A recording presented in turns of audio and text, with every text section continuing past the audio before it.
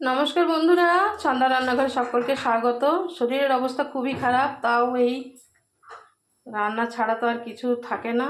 একটু একটু চলে আসছি রান্নাঘরে। এই যে ইলিশ মাছ নেওয়া হয়েছে, ডিম ভরা ইলিশ মাছ। এই মাছটা আমি একটু কালো জিরে দিয়ে আর কাঁচা লঙ্কা দিয়ে রান্না করব, একদম পাতলা করে।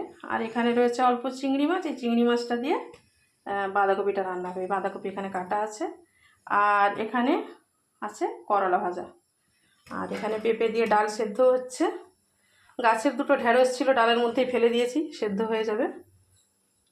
তেল গরম হয়ে গেছে, আমি একটু কালো জিরে দিয়ে দিয়েছি, দিয়ে দিলাম কটা কাঁচা লঙ্কা।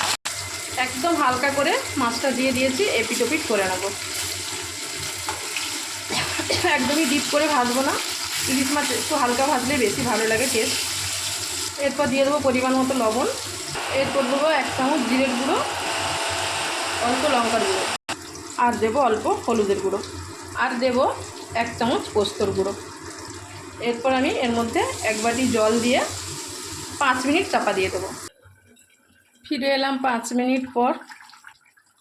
দেখুন একদম রেডি হয়ে গেছে আমার ইলিশ মাছের একদমই শর্টকাট একটা ঝালের রেসিপি।